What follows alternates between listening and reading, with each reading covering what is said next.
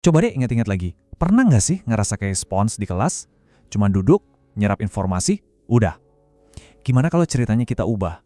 Gimana kalau Anda bisa jadi arsitek buat proses belajar Anda sendiri?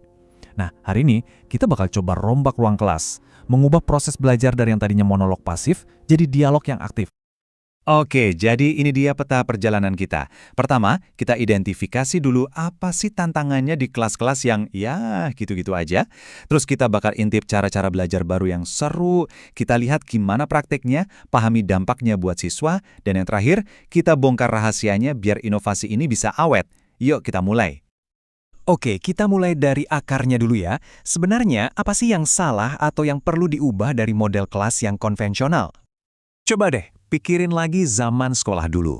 Berapa banyak waktu yang kita habiskan buat sekedar dengerin guru, dan berapa banyak waktu yang kita pakai buat benar-benar mengerjakan sesuatu. Nah, jurang antara mendengarkan dan melakukan inilah yang jadi inti masalahnya. Kalau kita lihat model tradisional, alur pengetahuannya itu cuma satu arah. Dari guru ke siswa. Guru itu pusatnya, sumber satu-satunya. Siswa, ya tugasnya dengerin, catat, terima beres.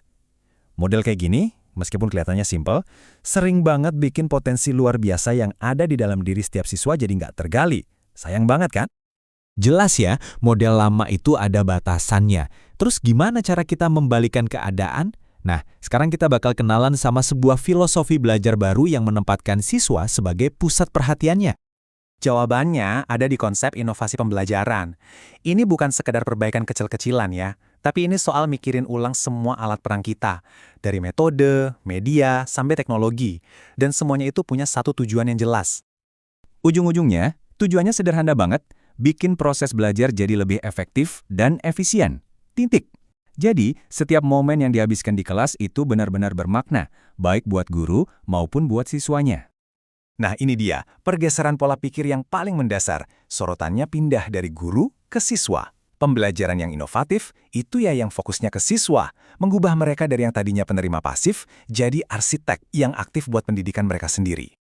Berpusat pada siswa. Kedengarannya keren banget ya, secara teori. Tapi di lapangan, wujudnya kayak gimana sih? Mari kita bedah karakteristik utamanya. Coba bayangin deh, sebuah kelas di mana guru itu perannya lebih kayak fasilitator, bukan dosen. Siswa jadi aktif, mereka diskusi, kolaborasi.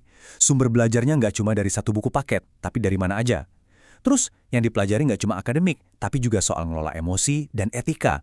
Semua siswa dapat kesempatan yang sama, dan penilaiannya dilihat dari keseluruhan proses, bukan cuma hasil ujian akhir.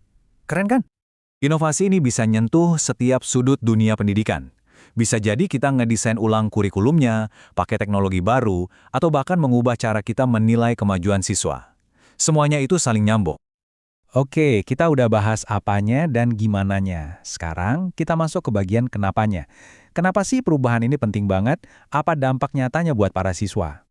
Hasil akhirnya, siswa yang nggak cuma tahu apa yang harus dipikirkan, tapi juga tahu bagaimana cara berpikir.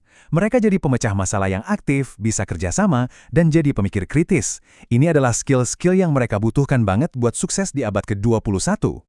Punya ide-ide keren itu baru awalnya. Nah, bikin ide itu bisa bertahan lama itu baru tantangannya. Jadi, apa sih yang nentuin sebuah inovasi pendidikan itu bakal berhasil atau malah gagal di tengah jalan? Seorang peneliti bernama Everett M. Rogers menemukan ada 5 faktor kunci. Supaya sebuah inovasi gampang diadopsi, pertama, inovasi itu harus jelas lebih baik dari cara lama. Kedua, harus nyambung sama nilai-nilai yang ada. Ketiga, nggak boleh ribet, harus gampang dipakai. Keempat, harus bisa dicoba dulu dalam skala kecil. Dan terakhir, hasilnya harus bisa dilihat sama orang lain. Mirip-mirip lah kenapa sebuah aplikasi baru bisa viral kan? Prinsipnya sama. Nah, sebagai penutup, saya mau lempar pertanyaan ini ke Anda. Coba renungkan lagi perjalanan belajar Anda sendiri. Dari semua ide yang udah kita bahas barusan, inovasi mana sih yang sebenarnya paling Anda harapkan ada waktu itu? Jawaban Anda bisa jadi memegang kunci untuk membentuk masa depan pembelajaran bagi generasi selanjutnya.